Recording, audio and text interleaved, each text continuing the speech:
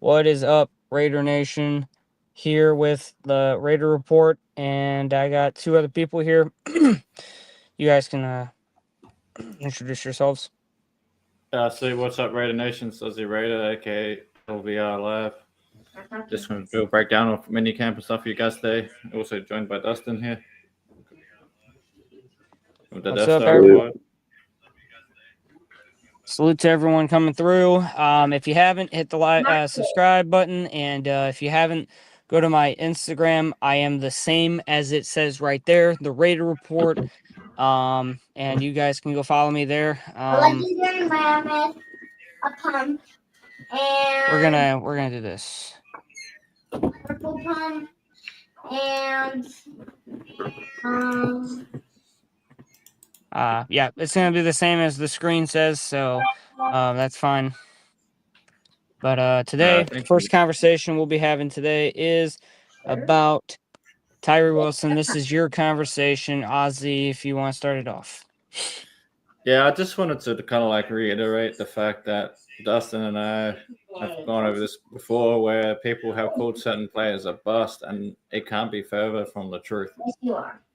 And just if you go off of like what players in camp have been saying, like what Adam Butler just said in the recent presser regarding Tyree Wilson's development, he literally talked about this. He literally said out of his own freaking mouth that if this guy can just show up to training camp this season after the break, that he thinks Wilson is going to surprise people. Another supply And drop. Dustin and I have been preaching this for the last like 2 seasons, basically, saying the dude came in with a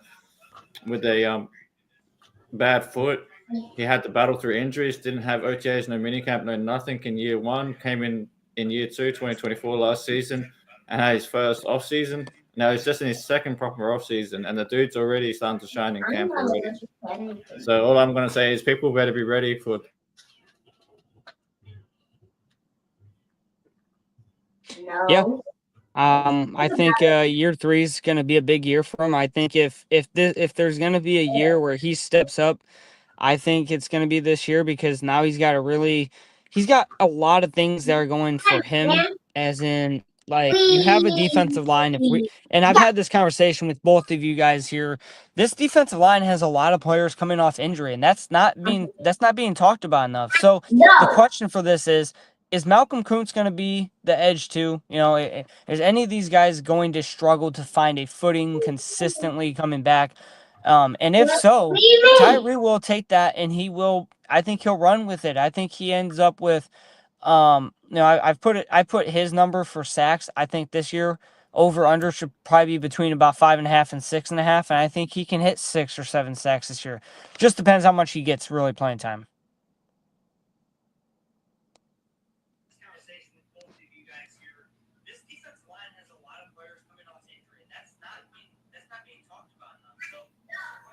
So, I don't know. Do you guys think more than 6 sacks this year? Or? I say more than 6. He had 5 last season, so I'm gonna say between 6 to 8 sacks, and it kind of depends, but how they do the road or how much they play him. But if it's true that Wilkins isn't looking like 100% right now, I can see Tyree most definitely splitting snaps inside between outside inside, and I can definitely see him getting at least 6 to 8 sacks this season. Like I said the whole time, this is going to be a breakout year for Wilson. Most players break out in year 3, but I was predicting Wilson to do it in year 4 just because he didn't have the proper first season. He was supposed to be redshirted for a year, so I was going to give him the extra season. But it looks like he's showing up already, so he's already. It looks like this new coaching staff. It looks like this new coaching staff is making a true impact on this guy, and I think he's gonna show up when he gets that chance, especially as a run stopper. Yeah, people undervalue the run stopping capabilities he has inside, and that's why I think we haven't had that. Inside. We've been a pretty bad run stopping defense over these last few years. That's facts.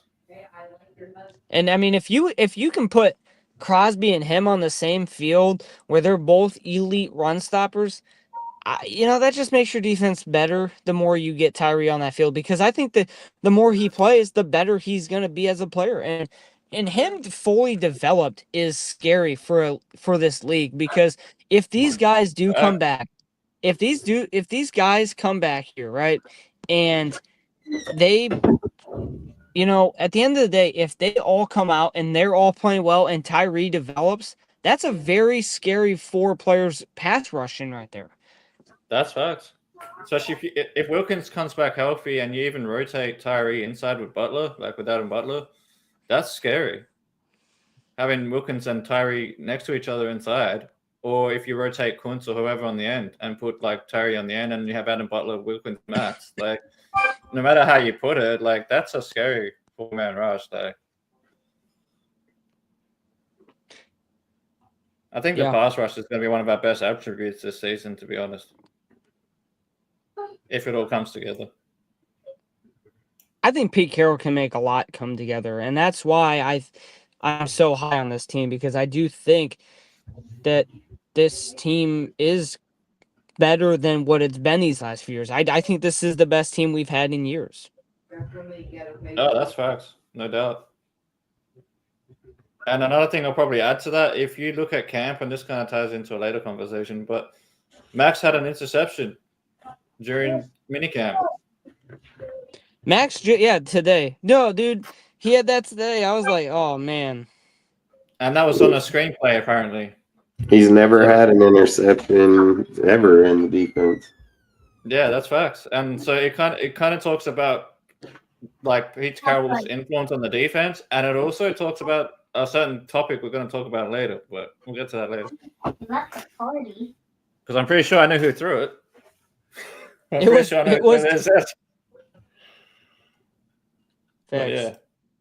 We'll talk about that later. There's a lot to talk about with this quarterback, because I think the quarterback's going to decide a lot, like you just said. But the defensive line for defense, it all starts up front for this defense, right? I think this is a higher potential defense than we've had in past years. I like the moves that we've made, especially the one we're going to talk about later in the show. But let's just get to the next question. What is the ceiling and the floor of this team under Pete? We'll start off with that question, and then I got another question I can piggyback off of that one. Did you want me to go first? Either one of you guys can go first if you want. I might as well go first. I'd say the floor, I said the whole time, the floor for me with this team is about 9 wins. Like that's literally what I see the floor as. I kept going over the schedule again and again, thinking the only way it can be worse is if what we talk about later happens, or like kind of what you guys talked about yesterday's show with Dust on the Death Star report, saying like, if they start a certain quarterback, even though if they're not playing better, it's really going to hinder this team to go less than 9 wins, in my opinion. I mean, if you go with the best quarterback available, and even with the team playing as it is right now under Pete, then I think the minimum is 9 wins. But if you do something stupid, like, don't start the best players, then yeah, it could be less than 9 wins. But if the coaches do what they should do, playing the best player available and all of that, going off everything, all the reports coming out of camp, training camp, OTAs, mini camp, whatever, then I think 9 wins is the floor, and I think the ceiling is 10 to 11. Like everything has to go right, but if everything goes right, like a pass rush comes along, the linebackers we added in help stop the run, because we've got run up the gut so massively last year. And I think people are way underrating the fucking Eldon Roberts signing. That dude, Landon Roberts, Devin White. Yeah. But especially Landon, man, like that dude for his size is fucking quick. Like if you I watched a play over and over and over again where he just jumped over the offensive line to tackle that dude in the backfield. Like he literally just fucking full leap. He stuffed Derrick Henry at the line too, on a goal line. On the goal line, that's right. So I don't think people understand how much value that is right there. We got run up the gut so much the last couple of years that it was horrible. Like our run stopping and defense was just horrible, especially last year. We couldn't stop a nosebleed on run defense last year, to be honest. And adding guys like Devin White and Landon Roberts, but Landon Roberts especially, like leading that linebacking core. Now you're adding another guy, which we're going to talk about in a minute. I think our run defense just went like the skyrocketed to being better than what it was last year instantly. Spytek and Carroll evaluated where this linebacker room was and said, nah, this ain't it. We got to change some stuff up here. And they completely changed that linebacker room, man. And I love That's it. facts. I love every move that they have made at the linebacker position because those all guys have all been known for, number one, run stoppage. That is the number Yep. one thing they are known for. So, I don't know. I mean, Dustin, what do you think the ceiling and the floor is of this team? I don't know if I was saying like eight wins, 9 wins, maybe.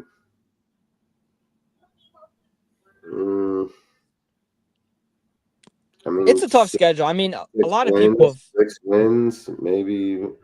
Probably 6 the lowest, probably 8 or 9 the highest is where I'd put us at the moment.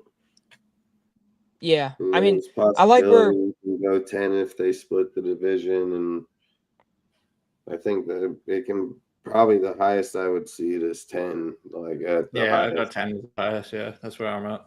The highest. I'd say, but I'm say 8 wins. And I they think get 8 the wins. answer for this question changes based on the quarterback. I think we can all agree on that. That's facts. I think if I'm being honest, I know we talked about it a lot, Dustin, last night with the turnovers, but I didn't realize it was this bad that I hadn't really thought about it like that. But Geno Smith in the last 2 seasons combined has less passing touchdowns than interceptions and turnovers combined. It's pretty bad. And he can't do that here because this isn't the Seahawks system. This team still has a lot unproven. And if he goes out here and throws a pick a game, he's damn near he did that last year, and he's damn near doing it at practice because everyone says it's just practice. Like, I mean, I don't understand that conversation either. If he's doing It's this a in dumb practice, conversation. he's gonna be doing this in the games too, man. Like, Yeah, if you're doing it in that's practice, just how facts. are you not gonna do it when you got guys that literally want Wait to a take minute, your fucking but head this off? is the Like, problem, dude. You're not getting pressure in these practices like that. When he gets exactly. in the real pads and gets in real games, he's gonna do the same shit. It's not gonna change because he put some pads on. If you can't throw without pads and without pressure, you can't throw with it. That's facts. People are thinking things backwards. Like, if you can do something with pads on, then high likely you can do it at a higher level with pads off. But if you're not doing it with the pads off, like in shorts and whatever, then how the fuck do you expect to do it under pressure when you got other guys similar to Max Crosby trying to take your head off? Like, I don't understand Listen, people's and then here's logic my to other that problem sometimes. is the other problem with that 10-7 record, guys. It's really it was I know we all know, but week 18 they went against the Rams, who played their backups because the Rams were in the playoffs and the Seahawks had no chance of making the playoffs by week 18. That's where we will be by week 18. We will be out of the playoff contention by week 11 with Geno Smith. No, I meant the banana. I don't think Geno can get us to the playoffs. And I mean, I get it, Everyone says, "Oh, we gave him 66 million. Oh, we traded for him." Okay, he still has to earn that job. Why is it the number one thing we're hearing and we're getting preached that we're getting competition, but people want to just give Geno this job that he has That's not facts. earned? He's never That's earned facts. it because he's never been here. He's never And not played just under Chip Kelly. That's facts. And not just that, just going off what you were saying before, because I was just looking up for myself, because I didn't actually look at the fumbles, I looked at the interceptions. But if you look at Geno Smith's like you said, past 2 seasons, just in fumbles alone, he has 14. Like 5 and That's 9. horrendous. It is horrendous. And then if you go off like the interceptions as well, it was 15 last year, and it was 11, I think, the last year. Yeah, 11 or something the year before that, or 9 or something. I think it was. Yeah, He's 9. guys. His So it was 9. touchdown to turnover ratio is a 1-to-1. Aiden Yeah. O'Connell's ain't just a 1-to-1. What the fuck? Because he's had in the last 2 seasons, he's had 24 interceptions and 14 fumbles. Jesus. Like in 2 seasons, and he's only thrown 41 touchdowns. And he's doing it in practice, guys, against the second. Wait a minute, Dustin. Remember, Darnay Holmes picked this guy off. Darnay Holmes, a backup. That guy might not even make the squad, to be honest. I The way don't some of think the he other corners are will. turning up. The guy Darnay has Holmes- sucked the whole entire time, dude. He hasn't done Yeah, and nothing. the He hasn't been doing guy Wait a shit. that's minute, gonna wait a get minute. But cut, guys, the but guy wait that's a gonna get minute. cut Our from the quarterback, that's our team, quarterback right picked him there. up. That's our quarterback. That's our fucking quarterback. The guy that's It's throwing picks to a guy that's not even gonna make the fucking team. You better Or how not about this? be like Someone that. told me today that the screen pass interception, they're like, well, it wasn't Gino's fault. What the hell? how's that not Gino's fault? You're letting a defensive end who's never caught the football in an interception fashion, you're letting him pick you off on a screen pass. That makes you look bad. I am That's my point, bro. Like, it's just one Like, thing here, after let's- another. He's He's thrown interceptions. He threw an interception to Darnay Holmes, a guy who's not going to be on the team. Then soon after that, he throws an interception to the defensive end on the screenplay. Like, it's like, what more evidence do people need to see that it might be another Gardner Minshew situation? Like, this is similar shit that happened last year with Gardner. But like, people also did not pay attention when this contract was given out. Everyone's over here. Everyone's crying because they're saying, "Oh, you don't give a $66.5 million quarterback guaranteed to sit on the bench or That's trade not him after guaranteed, you that's the sign him." thing. But this is the problem. What happens, guys? Because everyone says they don't want to give up on him, right? But what happens when you get into a real game and you're down 7 points and you have to drive the length of the field? He ain't going to get you that. And he also hasn't won a playoff game. And let's just be real. Everyone hated it on Derek Carr, but when we get Geno Smith, who has done even less than Derek Carr, we're loving this guy. We're treating this guy like he's some god. Yeah, it's just crazy to me how illogical. Well, in the quarterback battle, I get it. Like, there's a lot of people, and I know anyone that's gonna watch this video, a lot of you guys have seen the video. This guy came out here and said he talked about me on a podcast saying that there is no quarterback competition. That's what. Well, I'm gonna tell you something. There is a quarterback competition because regardless of the fact, the one thing that is true, Aiden has been here and has done it. Geno has not. Geno has not won in a best division in football, and he has not been the reason for the winning. Okay? So when you look at the quarterback competition, and there is a quarterback competition, because when you say things like no matter how good AOC plays, he's not going to start, then you're downplaying your team. You are limiting your future and your organization if you do that. If you say that, yes, we traded for Geno and we're not going to give AOC a shot, then what was the point in keeping him during the draft? And don't say we couldn't get anything for him. That's bullshit. Because Tom Brady kept him around. And Tom Brady isn't going to keep anybody around just for nothing. So there's clearly some intention to have a quarterback battle. And as we've looked at this, when we talked about this yesterday on this Star Report, they're splitting first team reps. So that tells me they don't have a guaranteed quarterback one, and that they're wanting to see who steps up. And then also, why is the tweet yesterday saying that they're struggling in the red zone, but they start to connect when AOC comes in and connects with Besh? Why is that the report? And then y'all want to downplay that report. Could you join his party? I'll tell you what it is. They don't want to be wrong about shit, man. So then they'll try and spin shit into it, like, to favor what their takes have been, which have been wrong. And Dustin's been saying it the whole damn time, and I've been saying it the whole damn time. You've been saying it the whole damn time. Because people don't take the time to do research no more. See, like, the thing is, man, I studied psychology at fucking uni, so I know how to do research. Like, you know what I mean? I have to do research. I literally got a freaking distinction in research skills for psychology. So I know how to do research and look at the numbers and like the analytics of stuff and whatever.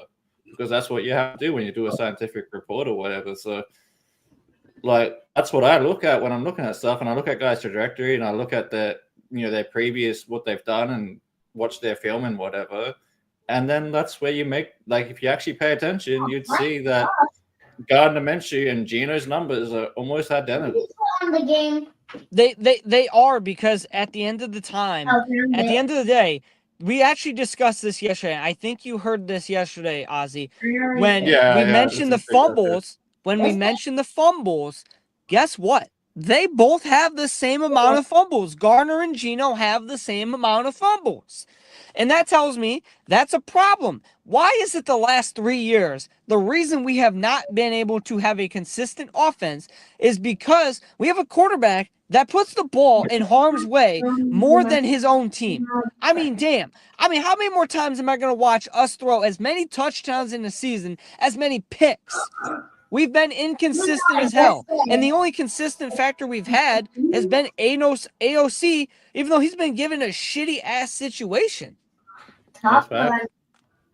I just think at this point, if you come and tell me that there is not a quarterback battle, you're wrong. Through this entire time of being in here in a new system, by the way, I don't want to hear that he's learning a new system. He's been here for what, 2 months now? What, 2.5 months? He should know the fucking system. He should know how to throw a fucking football. What? And one of the other things, if you want to bring this up, I'm just going to make another point while we're talking about this conversation. Do you know I People cannot? keep telling me that Aiden ain't mobile, Aiden ain't this, Aiden can't do that, he can't do this. Let's get one thing straight. Number one, Josh McDaniels hindered Aiden in year one. He didn't want him to move out of the pocket. Josh McDaniels made that clear. He Yeah. wanted to keep him in the pocket. It was Josh McDaniels' play design or the way he wanted his quarterback to be.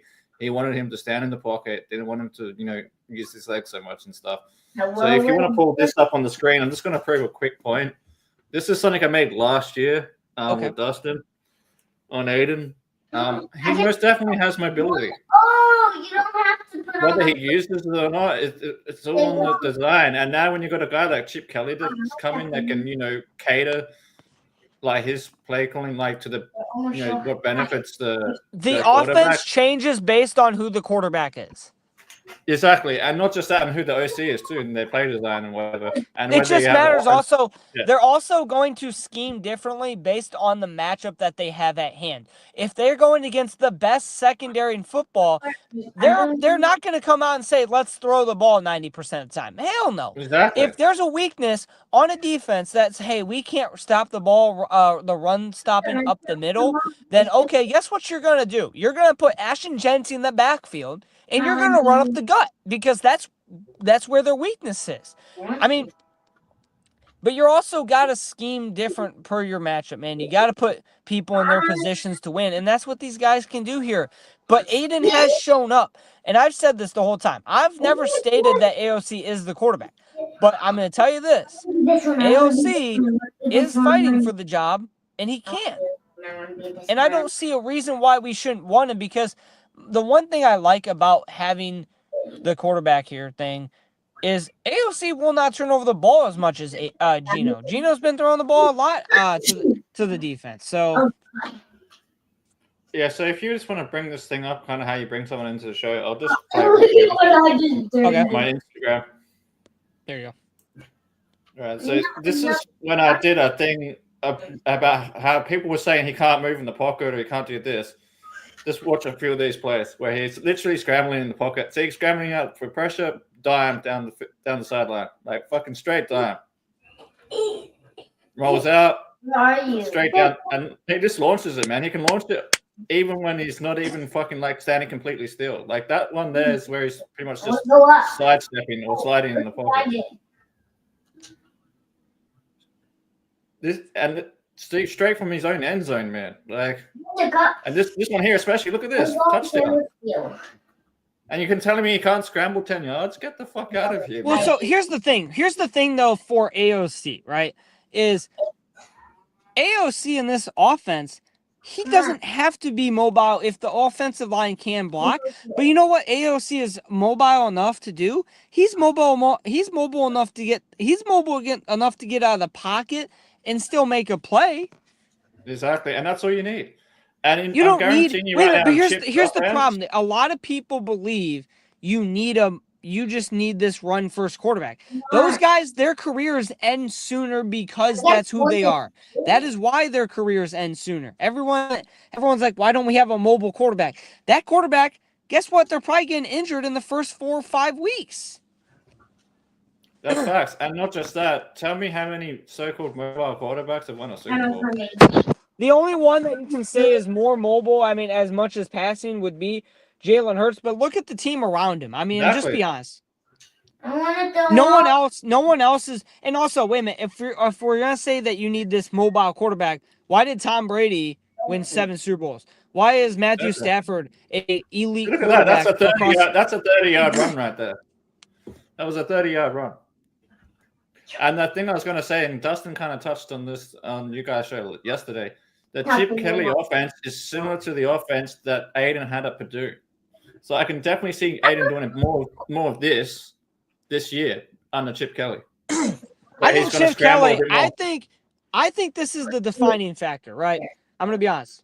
I think the defining factor is gonna be when AOC really gets the deep ball going in practice or in the next step. If you start hearing that he's connecting on the deep throws to these wide receivers and he's still more consistent on those think throws, he already did. I heard one. I don't know how many times he's done it, but I've heard at least one instance where I think it was like a 38 yards or something. I think it was the Thornton. This girl right here. I'm pretty sure it was the Thornton or someone. I want to be the. yeah, he's had it, but like I'm saying, once you start hearing that he's doing that consistently, and then you hear that he's becoming a leader, that's when he's going to take the job. AOC needs to do everything he can. He cannot leave anything on the field. He can't leave anything off the field. He has to bring everything he has to be that quarterback. Because yes, Gino does have the advantage because he was brought in to be quarterback one. But that wasn't said. There was nothing said during this time that Gino is the quarterback one. That sucks. It's an open battle, and like Dustin put a post out earlier. I think it was earlier today, whenever it was, talking about Pete Carroll's mantra of competition. And if Pete's Pete, then that's what he needs. That's what it needs to be, a competition. Yeah, it needs to be because you can't preach shit like that and then not do it. If you're going to say that every position is not safe, that it's an open competition, then in that case, then it should be held fair that Aiden O'Connell gets to challenge him for that position. And I think that's exactly what they're doing with what you were saying about splitting the first team snaps. So I think that's the thing that people don't like. When I said that, really people hated that, but that's the truth. Because let's be real, you're never going to hear, Kansas City OTAs, Patrick Mahomes split first team snaps with Gardner Minshew. He's pushing for the job. Like, no, you're never going to hear that. Over here, you hearing that because there is no quarterback one. If we're being real, we are at a point that this might just be a 50-50 chance at this point.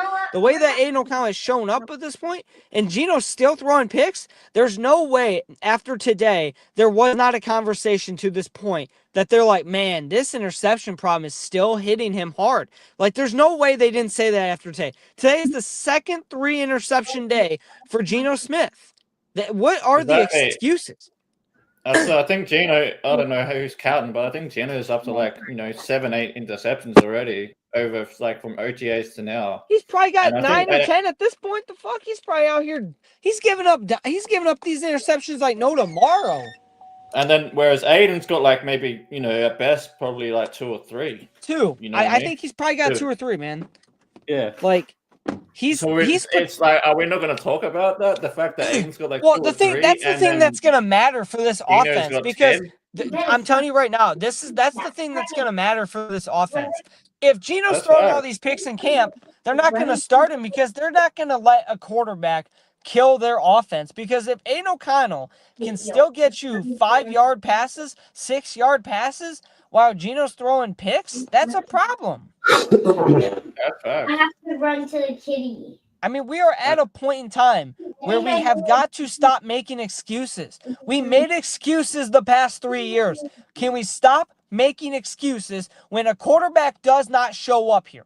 This way. That's facts. At the end of the day, it doesn't matter what I'm gonna say like on this. The back of the jersey. It just matters who's playing the best, and that's who. Listen, I'm gonna say it like this: if we, what was the point in firing AP if we are going to do the same stuff?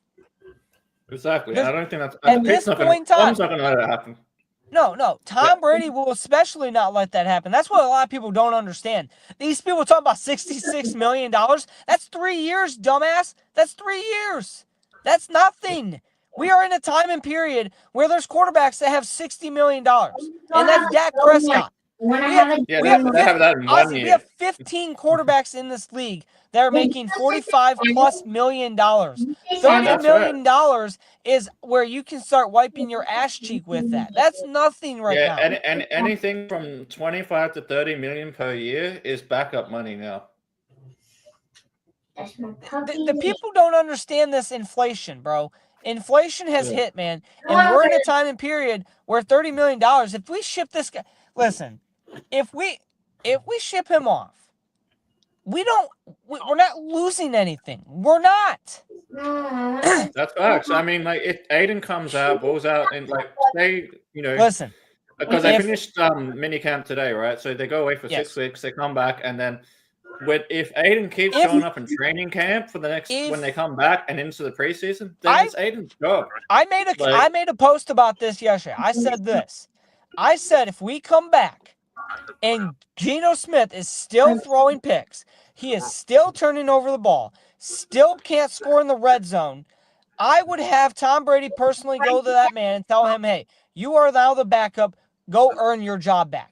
I would bench him, and then I would get rid of him before the year starts so you don't have him just sitting in the background. Because at that point, if Aiden O'Connell goes down, you're not going to have a chance regardless. Okay, so just get rid of Geno for some more value. You can probably ship him off for a third-round pick. You could probably get back a third for this guy. Some other team would probably be dumb enough to trade him. I mean, the Colts don't have a quarterback right now, do they? I mean, they don't really have a guaranteed starting quarterback. So again, like, Not right now. I don't know what's going to happen, but if we come back and Geno is still throwing picks and he's still not moving the ball, we cannot start this man. And Tom Brady won't let that happen. That's facts. If anyone's going to make a decision on the quarterback, it's going to be Tom. Well, it's going to be Tom fucking Brady, and then he's going to tell Spytech, he's going to be like, listen, you want to keep your job, this is what we have to do. And to be honest, if it gets to that point where Aiden is a dead set starter, like, they want to ship Geno, I'd say fuck. At that point, if we're just looking for a backup and we're not happy with Cam Miller because he's still a rookie, I'll go out there and get Carson Wentz as the backup. I'll sign him as a backup. Or if Russell Wilson loses the job over there in New York, just take him on as $10 million. As a backup. Yeah, exactly. I'll take him as a $10 million backup. That's nothing. And that's what people need to realize. And no one, just to be clear, no one's saying that's what's going to happen. What we're talking about is scenarios of what could happen or possibilities of what could happen. Because based off, no, these are scenarios based off what we're hearing. And if they're to continue, then why are we going to submit ourselves to another year where we're limiting ourselves because our quarterback is over here getting happy feet when he sees the defensive player? He's like, all right, got to give it to him. Like, that's what the fuck we've watched for 3 years. Exactly. We don't need another Jimmy G Gardner Minshew situation. We need a quarterback that can hold on to the ball and has proven listen, man. This is all I'm going to say. This is what I told Dustin a while back. If we go back in time to that Kansas City game, if we end up walking off that game and winning because of Aiden O'Connell driving down the field, this conversation's completely different. Facts. And you can't put that fumble on Aiden. That was on Andre James. And then that's it was why he lost his job after that. He lost his job to JPG after that happened. Well, I also that was like also a fail on like the penalty call, like the way that they had the penalty. It should have been our ball still. It should have been our ball still. So at the end of the day, it is what it is. But if we're just being real, also under Aiden O'Connell, this was mentioned last night too. I can't remember who it was, but we are 6-1, should be 7-0 in games rushed over 100 yards with Aiden O'Connell under center. We won. If we walked into the Chiefs' home in that game and won that game, Aiden O'Connell would be 7-0 as a starting quarterback with a rushing back over 100 yards. You know what Ashton Genty is going to do? Do you know what Ashton Genty is going to do? He's going to break 100 yards almost every game. He might. Depending on how he gets defended, he might be going near 100 yards a game. That's He right. did it in college. He did it in college. Right. But Especially if he that can, line can come together. I think with the system at hand, with the coaching staff he has, I mean, I don't see why he can't put up 15 to 1,600 yards this year. This one? I mean, if everything goes right, like with our line and everything, and we're going to be a run dominant team, then yeah, easily. Are you sure I'm getting it? I say anywhere from 1,200 to 1,500 yards, and anywhere from like 8 to 12 touchdowns or so, maybe more. Oh yeah. Because if you look, I mean, look at what Swiatek and the Tampa did with Bucky Irving, And that's Taylor Swift. like in year 1. So I can most definitely see it. So Yeah, no, I mean, I'm at my point where it's like, here, listen, man, if you're coming over here telling me that we don't have a quarterback competition, you're just plain wrong. I'm sorry, man. That's okay, right. guy. I think at this point we need to stop. Listen, here's the thing, right? We will never move forward as a franchise if we continue making excuses for our quarterbacks. And also, if when these quarterbacks come here, if we're changing the narratives of who they are. To come and sit here and tell me that Geno Smith's a top 10 quarterback, you're smoking pot. You're smoking meth. You're smoking it all. Geno's not a top 10 quarterback. That's right. What's He's my not top 10. But why I don't know is how it that we have to come in here and change the narrative about these quarterbacks? We did the same shit with Gardner Minshew. Everyone kept telling me that, oh, Gardner Minshew is going to get us to the playoffs. No, he was never going to. He won one game as a Raider. Yes, those two I really love. That's right. And then not only that, if you go, you can't. Sometimes what happens is people just follow these lists like PFF and shit. And I'm like, in what world is Geno better than Baker Mayfield? Based on what? With peace, and they're the only Geno's a probably top 20 at best.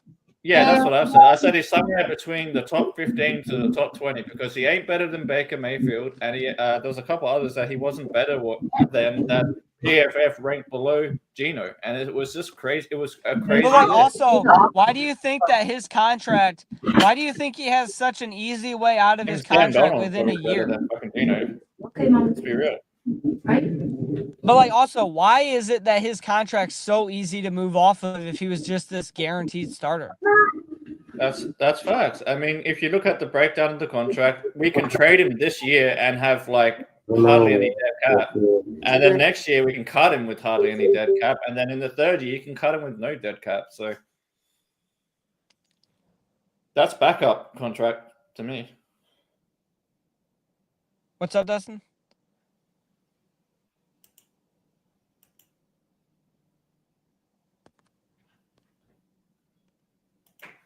Oh, he's muted, I think.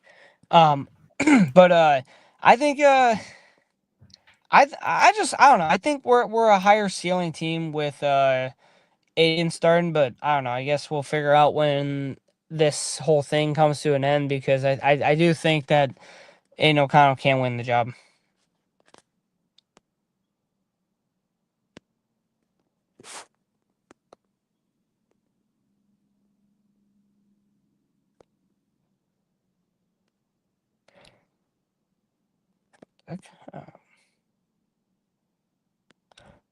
But I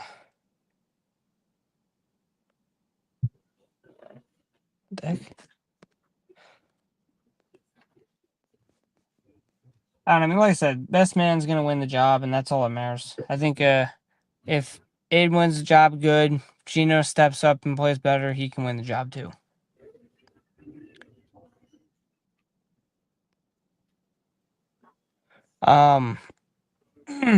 The next conversation for tonight is from the 2024 draft class, where we ended up with Brock Bowers and then a draft steal in Jackson Powers Johnson, who is now our starting center.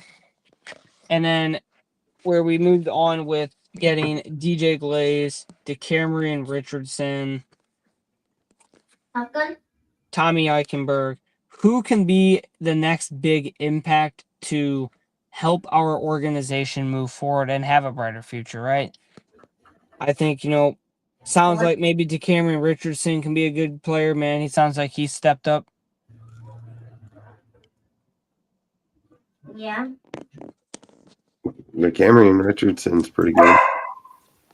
I think he can make an impact this year. I think it sounds like he'll get his share at No, I'm saying outside of Brock, Yonder, outside of Brock, who can step up and be the next big impact to really push our team forward as a unit and getting better?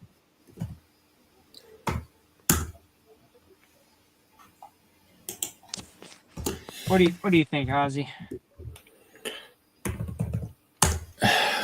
I'm just trying to think for a minute. I mean, yeah, I probably had to go with Dustin. I think DeCameron Richardson. I'm hoping that what the dude from Air Force, Trey Taylor. Hopefully Trey Taylor's going to step up into a bigger role this year, but we'll see what happens with that. If he can step up in that back end too, that's pretty good.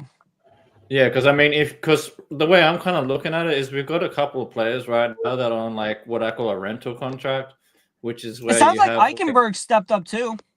Yeah, Eichenberg. He got a pick, so that's a good sign for us because again, like if he can become our good coverage linebacker for us, that would help our defense in so many ways. And JPJ obviously is probably going to keep. JPJ is going to be a superstar. I think him and Brock Bowers. I'm going to say, beside those two, who can be the next impact? Because those two right now are starting caliber superstar talents that are probably only going to get better as we go. Under PK at least. Yeah, if we're not including those two, like if we're not including Bowers and JPJ, then I'll probably say, it'd have to be DeCameron Richardson, Trey Taylor, and Tommy Eichenberg. Like they're the other three. Dude, if those three can become stables of this defense and be good, stable pieces, that would be so great for our future. It would, because I mean, like I'm saying with the rental contracts, like Landon Roberts, he's kind of on a rental contract. Jeremy Chin's kind of on a 2-year rental contract. So the only non-rental we have is Eichenberg. He's the long-term piece. Yeah, exactly. Oh, and so that Minnesota guy. So whoever that Minnesota Lindenberg, whatever, he's the other guy that's on a multiple-year contract, but everyone else is on 1-year contracts. That's something to monitor because if those players, I think this is what I'm gonna say right here. If those guys who are on longer-term contracts are playing at an equivalent level of a 1-year contract player, they will play the long-term piece. I think they will. You know the player. That's facts, and I think if Trey Taylor can especially step up, so it can kind of be like Trey Taylor and IBM moving forward. What if he starts pushing for that free safety job, and him and fucking Jeremy Chin are the two pieces back there, like and then you have Polamalu. And then you have Polamalu that can move around because Polamalu is 6'4". He can go down in the box and lay a motherfucker out too. So. What I would say is you probably want Trey to push Chin spot because for the future, I'm saying not for this year, but you want Trey to kind of push Chin out over the next 2 years because Chin's on a 2-year deal. So by the end of 2026, you want Trey Taylor to kind of take over for Chin and not have to resign Chin another veteran again. Listen, I think the more experience he gets at either of those spots, the better for him because within the next 2 years, I think he could be a starting safety back there, depending on who we get in these drafts. Like how I posted that mock draft. If we end up with the Caleb Downs, that shit would go so crazy. But like for this 24, the 2024, I believe if you could put, I'm kind of having a problem here because I don't know who I want to see at the linebacker, right? I think if I'm being real, I want to see Eichenberg become a starting because he's so young. He's 21. He's got so many years he can play great. If he's playing as good as he can be a starter next to like Jermaine Pratt and Devin White or something like that. I don't know whoever they're going to start, right? It's tough because it matters on what those players are good at. Yeah, because like the guy we just drafted, we got Cody Lindenberg, but he's probably going to need like a year or two of development before Lindenberg, I don't think is even in this equation. I think Eichenberg is in this equation, though. Yeah, Eichenberg is because I think he can push ball because we're going to probably run a lot of 3 linebackers. So you have. I think the only locks to me right now is probably Landon Roberts and Devin White. Like I feel like those 2 guys are locked in on linebacker. Like we're keeping them regardless. So right now, I'd say our top 2 linebackers has got to be Roberts and White at this point. And then we just brought in Pratt, so we'll have to see what Pratt honestly, can do. I would love to see the defense, like when you get to put Pratt and a Landon and they're on a run-stopping scenario. I'm just telling you, man, this is not going to be no easy run defense, bro. Yes. I mean, Pratt's probably going to be the starting will. You can almost bet on it. Yeah, that's probably what I'm going to say too. Pratt got signed, and I that was an immediate, like, hey, man, that guy's going to start, and he's going to be a fucking piece for this defense. Like, we've made some great additions at that linebacker room. That is, I think, the most improved position on this team. Like, we went from a very bad position at linebacker to this defensive group at the linebacker position can play. I mean, we gotta look at it from a few ways. They wouldn't sign him if they didn't think somebody on this team ain't working out. So that's facts. They're going to start Pratt. They're going to. He's going to be a starter. Like, I already know that. And I think it could be Jalen Smith. I haven't heard much outside of early on when we signed him. He could take Smith's spot because I had it as Robert, Smith, and Wyatt at one point as the 3 starting linebackers, but Pratt could take Smith's job. So we'll have to see. Just give me a minute. But we'll have to see because they're going to start those guys, and then I think because I reckon we're going to keep probably 6 linebackers. I'm pretty sure Amari Gainer's going to be one of the guys on that list. He will. And then Tommy Eichenberg is going to be one. So that's like if you have Roberts, Wyatt, Gainer, and Eichenberg, then that's already four linebackers out of 6. You're going to keep Lindenberg. Never ever. Then you're going to keep Linden, but he could be a practice squad guy. Well, but that was a Pete Carroll and John Spytek pick. Like, that was one of their guys. They're not. I don't think they're going to move off of him already because he's young. He's been a green dot linebacker over there in Minnesota. But the question is, do you put him in the practice squad or are you worried about someone picking him up the practice squad? If you're worried about someone picking him off the practice squad, I feel like I don't know. I don't know, man. It just kind of, I mean, because not many things have been said about him, so he might not get touched if you put him on there because maybe no one knows about him that well in the NFL. What? That's what I'm thinking. Like maybe Lindenberg is like one of the guys on your practice squad, but we'll see. Like he has. It just, I think it's going to come down to how much the coaching staff thinks that he'll get picked up by another team. Because right now, if you add Pratt, the fact that we just signed Pratt, I think it's going to be Roberts, White, Pratt, White, Eichenberg, Mari Gainer. That's 5 dudes already. So it's really one spot remaining for guys like Lindenberg, Matt Jones, Jalen Smith, Jalen Walker. Like there's a few guys that can push for that last spot. Michael Barrett's another one that we got from Michigan. He's got 1 year experience now. He's only 25. So it's like there's about 4 guys. Really, you're only probably going to see 5 of those linebackers play, but that's again depending on the injuries and everything like that. Yeah, they'll make special teams contributions. Like if they're not on the starting rotation, they're going to be a contribution on the special teams. Yeah. Yeah. So we're going to keep 6 just because. Like hence why we signed Lonnie Johnson. Exactly. He's not going to see the field as a starter, but he will as a safety team player. Because I can see us keeping something like 6 linebackers, probably like 4 safeties and like 5 DBs or 6 DBs, 5 or 6 corners, yeah. And then we're probably going to keep like a fair bit of defensive linemen this year because we've got a lot of guys showing up on defensive line. So you're going to keep probably 10 D linemen, to be honest. It depends where they put that Lucky Tassie guy because they got him playing D-line and O-line. So it depends. Are they going to stick him on the offense I think he'll be a guard. He'll be a guard, I think, for this team. Yeah, but I mean, they might play some guard. What are they going to list him on the actual roster compared to what he plays? They'll put him in both positions then at that point because.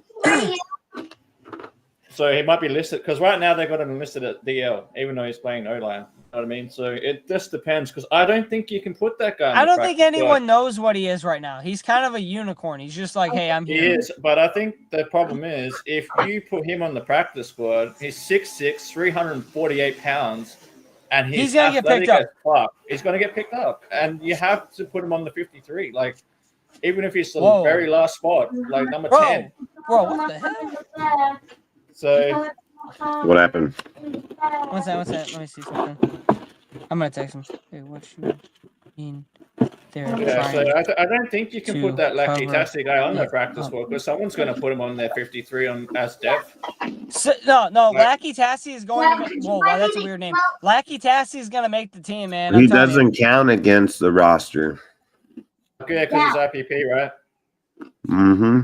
Oh yeah. Yeah, so he's all right. If that's the case, so yeah, we'll probably keep 9 defensive linemen then plus him.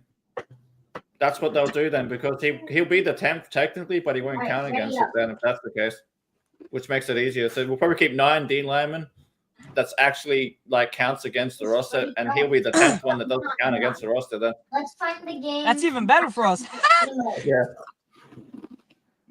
Because I mean, I'm hearing good things about guys like Tank Book. I'm hearing good, obviously Adam Butler. I think the way that deal works is if he plays, he's at counts. If he don't play, he doesn't count. Yeah, because don't you have to keep, if he plays, don't you have to rotate someone else onto the practice squad that particular week or something? Yeah, at that time, because then he would go against the roster. Well, then don't be surprised if they do something where you have 12 players you can put on your practice squad, right? Is the max amount? Is it 12 or 16 now? Practice squad players. 16. 16. So what they'll probably do is they'll have 15 and they'll keep one spot open so they can keep rotating someone through that last spot. Yep. Maybe that's what they'll do.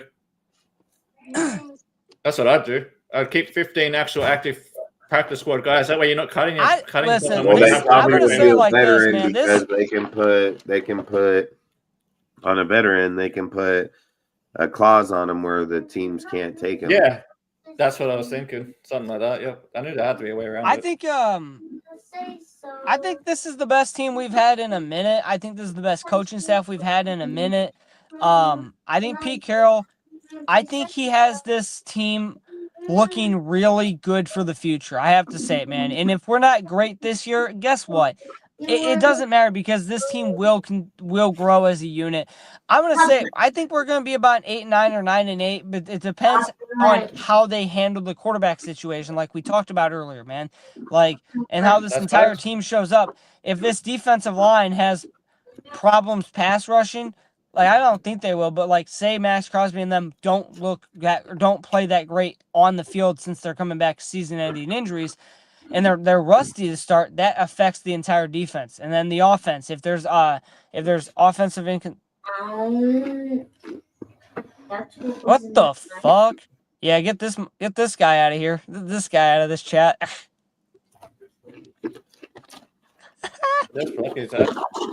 It's odd. You make me a what? That guy's got a bitch show so far. Was it Auntie? Yeah, it's Auntie. The guy is fucking retarded. What's up, dumbass? Thank you. Get this motherfucker out of here. I'm gonna ban him. I'm banning him. Goodbye, bitch. Anyways, listen, man. At the end of the day, man, this team looks a lot better than it has in years. I have no problems with the team up to this moment here. Dad, now there's actually a car coming in our driveway. Dead serious. It just turned. And then, that was the next question, but I don't know. It's any position worry you guys? I'd say corner, because we're real young at corner, so I wouldn't mind signing a veteran. Honestly, my question to you guys, because who would you guys get, man? Who would you guys rather get, man? Would you guys rather get Jalen Ramsey through trade or sign Jair now? I think the number one you have to go for is Jalen Ramsey if there's any way to get that deal done. But Listen, if not, it's the male people. I also like guys like right on Mike the top Hilton of the or roof. Michael Davis. You know, Davis from Washington is like his size, his play style is probably fit a Pete Carroll defense, I would think. And drop off packages. Listen, man, this. Because we just need some veterans in Right, it. Just someone, because we've got a very young cornerback room. Listen, so even if you get a the guy like corner Michael position, Davis as your last option, if we I'd be can happy get with a that. solidified corner number one, driveway. the team's future gets Learn how better. to get out, open the gate, drive in, close it, drive down the Ryan's driveway. Like, I know they're in our driveway. like I said, it's cornerback at this point. If you can get a real cornerback one, the team's a lot more dangerous. That's What's facts. up? I mean, What's up? Salute.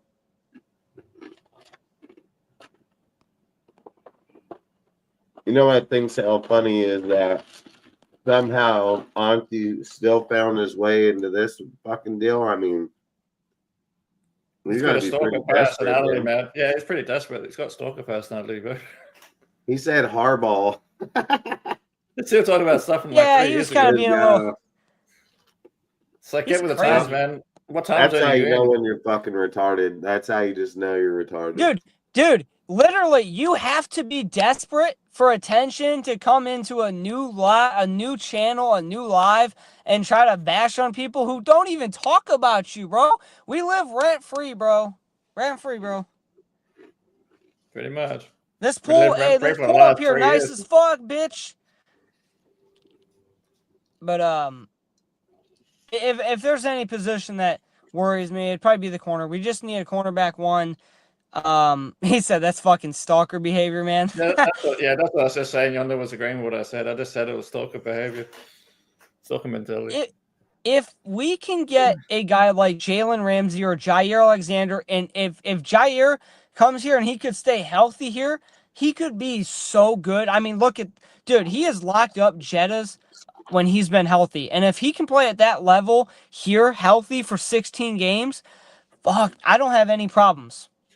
That's facts. And I mean, even as like, if you can't get Ramsey or one of those guys or Bradbury, like, you know, high end guy, I'd even be happy just getting Michael Davis, just as a veteran in the room. Listen, if you could even get like a guy like Stephon Gilmore, who has no injury history over these last 3 years, I wouldn't even be mad at that. Because that's the only thing that worries me about Jair.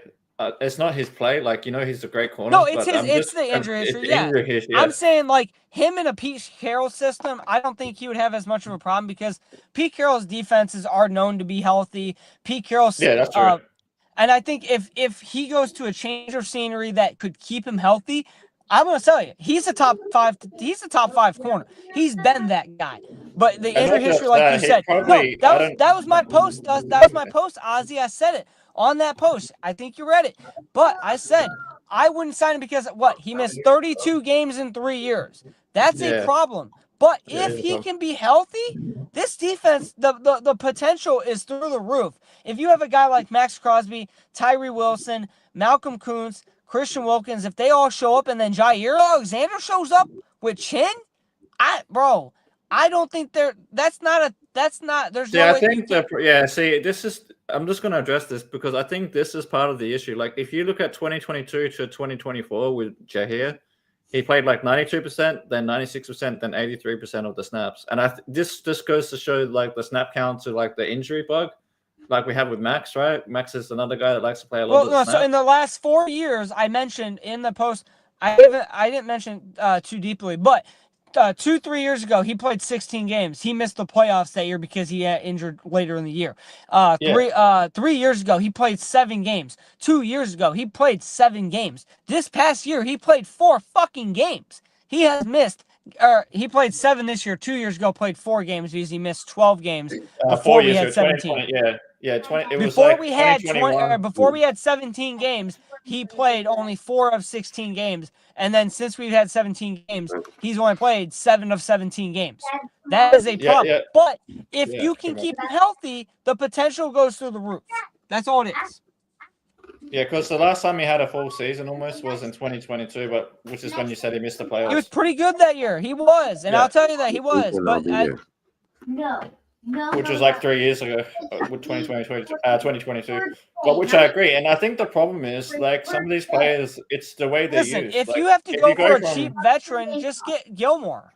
I'd rather go with Let's Michael send it Davis, up. to be honest, because Davis has been healthy his whole career.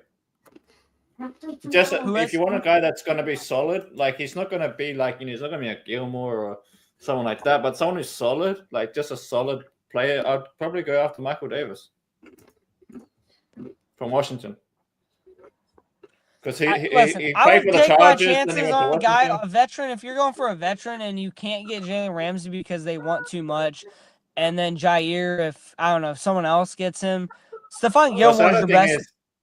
Oh yeah, I don't disagree with Gilmore's pedigree. No, but I was gonna say because the thing for him I liked about it when I saw his players was he has missed 0 games these last 3 years. He's been out there, and Jair hasn't seen a game past week 13 in 3 years. Yeah, I agree. I mean, and if you can't get Gilmore, the next choice for me would be Michael Davis. Just because facts. He knows the Chargers, so he knows our division because he played for the Chargers before going to Washington last year. So he knows our division. I want someone that can honestly tell me that they are going to be there in week 15 through 17 in the games that matter. This guy's only missed like what in the last 4 years? He's missed like what's that 2? He's only missed like 4 games in 4 years. So like that's pretty good. And then not just that, if you go back to 2021, he had like 12 pass deflections and 15 the following year, then 10. He didn't do that much last year because he was just on a rotational. He was a rotational piece at Washington because Washington's defense was stacked. So he wasn't like, wasn't starting. He was just a rotational piece, which is what we could use him for here as a guy that can teach the young guys and then also rotate in when needed. So, and he knows the division because, like I said, he played with the Chargers from like 2017 to 2023. So he knows our division really well. Yeah, no, I agree. And there's some great options out there. I think the one thing I want to talk about too that I didn't really put on this. It'd be relatively cheap. What's up? Oh, they're saying Michael Davis wouldn't be that expensive. No, there's a lot of players out there that are still out there that would be great assets. But like when we look at the schedule, I mean, what do you guys think about our week 1 matchup against the Patriots on the road? I think it's going to be a tougher game than people think. I think we should win. This whole schedule's tough. Yeah, the whole schedule's tough, but I think that's going out to Foxborough week 1. That's tough. Against Mike Vrabel. Now we got an easy schedule too.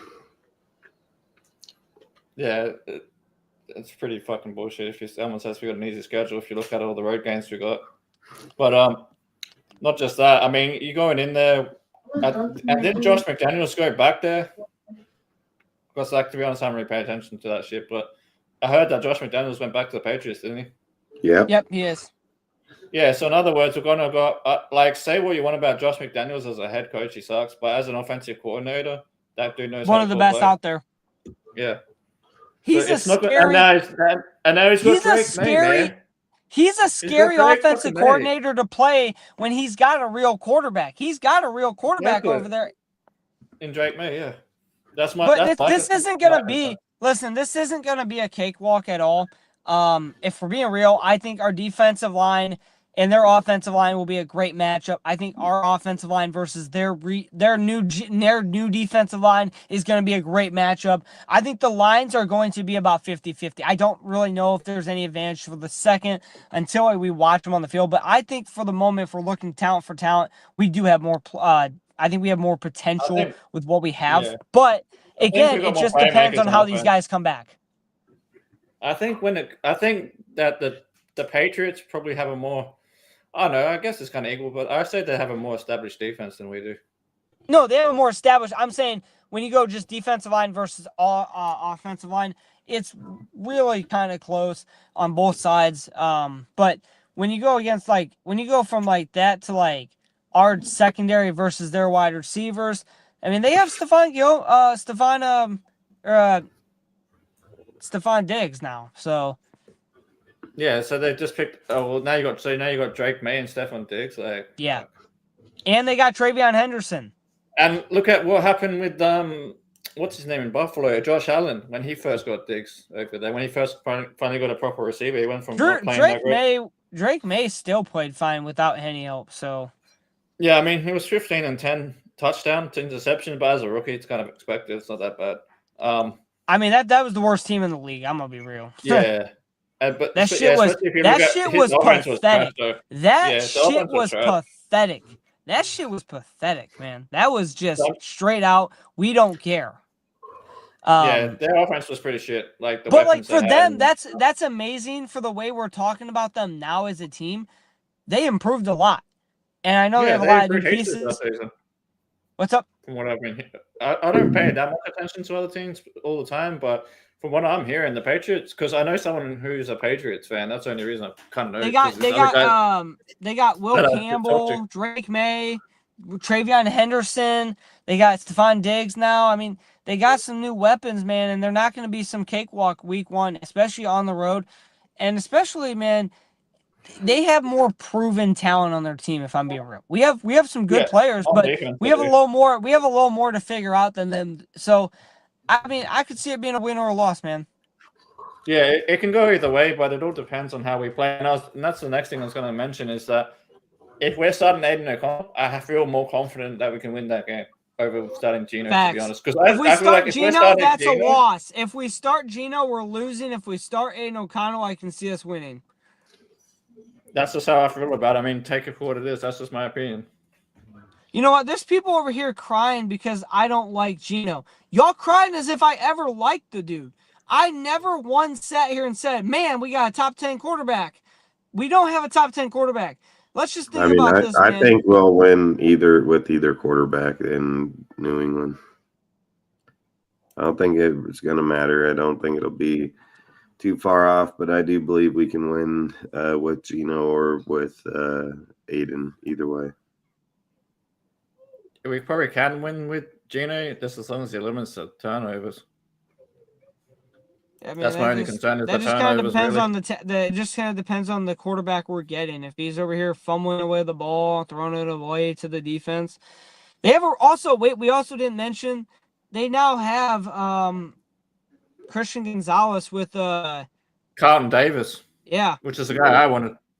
I wanted Carlton Davis in free agency because he's the next John Spartak guy. But yeah. That would have been nice. That would have been our number one right now. But yeah, most definitely. And that guy's a hell experience. We should have spent. I don't know why. I mean, I'm just like I said, man. We need ourselves a veteran corner.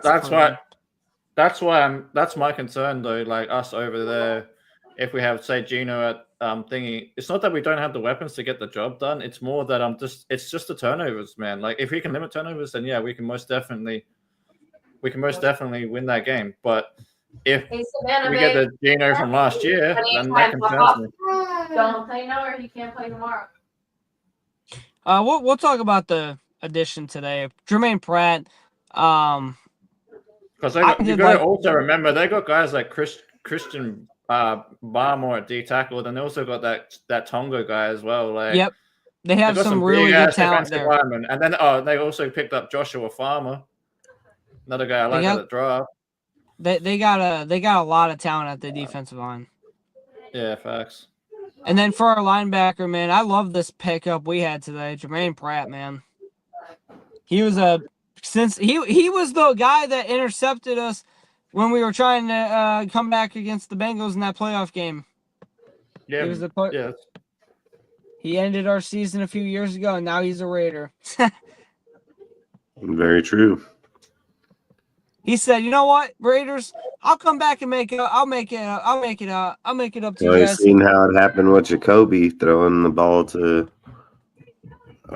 Chandler, and then he comes here and balls out. That's facts. I remember when people hated us getting fucking Jacoby after he did that. Now he's he had 1,000 yards, no fucking drops on the year. Yeah, I mean, I can definitely see Pratt being possibly competing for middle linebacker, and then putting Roberts on kind of like the weak side or something.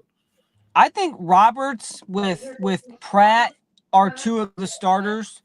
After that, it's gonna be a battle. If Eichenberg steps up and he can play elite coverage and he can show I up on a consistent basis, I wouldn't hate starting him either. If Yeah, I'm I not mean, taking him off. I got Wyatt in that spot for now, but if Eichenberg can beat him out, then so be it. I listen, I don't really care. I don't really Whoever care, but plays, as yeah, long who as plays we better? know, because I know the people that are going to be put on the field are going to be the best players at their position. So listen, whoever it is in the end, I don't care. Yeah, then you can't play tomorrow. But yeah, I think like picking up Jermaine definitely, I feel like solidifies our linebacking core. Regret what you're about to do. Just because you had Roberts and Devin White already, but bringing a guy like Pratt, it just solidifies that room a lot more. Past 30 minutes, you played for hours. Do you need to get a spanking and also get a taken tomorrow? Okay, I'm trying to make your guys bed. So yeah, I think that yeah, just having Pratt in there, that it solidifies those first three spots, if you ask me. I mean, can Eichenberg push with be linebacker number 3? Most definitely, but I think both linebackers are going to make it, most probably. Devin White and Eichenberg are going to make the team regardless. Because like I said, we're probably keeping 6. I think it's only really number 6 that's really up for grabs between the rookies. Do you want me to go? And at the moment, I'm putting, like, if I was to put money on it today, as far as like what linebacker would I keep as the 6th linebacker who's going to contribute a lot to special teams? Well, I've already got Gainer in at number 5, so I'm probably going to say at the moment for me it's Matt Jones, but we'll see what happens. Put that back and say goodnight. What's your Just deal? because- Stop fucking doing that. Come over here. Just because I think, like, if I'm picking my 6th linebacker for the team, I want a guy that's going to be a great tackler that can contribute majorly on special teams. So for me, that's Matt Jones. Love you. But we'll see Love what happens. you. I just like the guy's tape out of Baylor. He's a very good. I feel like he's a really secure tackler. I can definitely see him contributing on the returns, like just preventing big returns and stuff. Okay, I'm taking it. Here, let's Yeah. let's go to goodnight. Okay. But we'll see what happens. I'm excited for this year, man. With Chip, with having the new coaching staff, I don't think we're gonna be let down because of this coaching staff. They can't say. That's And fine. there's no That's God, fine. and there's no way. I know we're not on the quarterback topic, but I just don't think there's a way they're not gonna end up playing the better player, man. And I know, like, I get it. A lot of people are gonna ride for Geno, but the interceptions are a problem, man. We can't come out here and just start him because we traded for him when we have a guy that's been waiting and he's been consistent, even with nothing consistent around him. I think,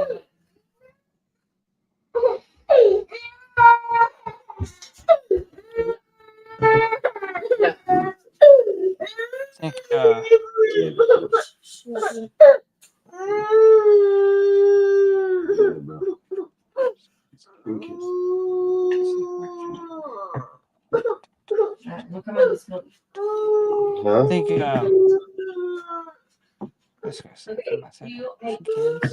you want to pick a movie out of here or you want me to put one on the DVD? I think when they come back, it's gonna matter on what happens with these quarterbacks, man. If Aiden continues to show up, then he might as well just be the quarterback one here if he's the one showing up and Geno isn't. Get up and grab your other one. Stop fucking talking to me like that. These guys have to shoot this.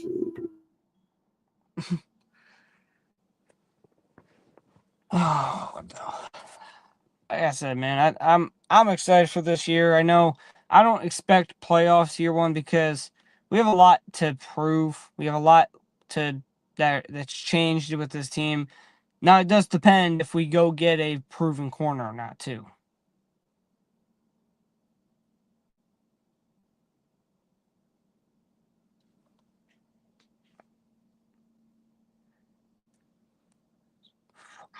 Get up on the couch. Get up on the couch and keep your feet under the blanket. Oh, thank you for. He said that's dad of the year. But I think that will. wrap up today's show. This was the first show for everyone. We have a few topics here, and I think we'll end up doing this every Wednesday night. Later in the night, of course, 11:45, 12 o'clock. I think coming out, man, we still have a lot to go through and see what happens with these position battles. I think there's still a few things that are undecided, and that they'll get them figured out here soon. And I don't expect any problems with that. I know they'll put the best players on the field, and I mean, like I said, we'll see what happens with the Raiders, man. They could easily be a 7-10, or they could be a 9-8 or 10-7 pushing playoffs. Austin, you want me to go put you? There's a lot of things that are deciding factors on that, man. If the line is better than last year, that's a big factor right there. If Gino or AOC, the quarterback, if they're protecting the football more and they're not throwing picks a lot, they will win more games because we're not turning over the ball. Hey, go up in your room and lay down. But I will be back most likely next Wednesday night, 11:45, same time. Thank you to Dustin. Thank you to Ozzy for coming through tonight. Hope to have you guys back on the show. And everyone here, salute for everyone coming through. And we will see you guys back. If you have not go follow my Instagram at The Raider Report. Right as is on the screen. Same thing here at the Instagram. Subscribe if you have not. And thank you for everyone coming through today. Hell yeah. Peace out.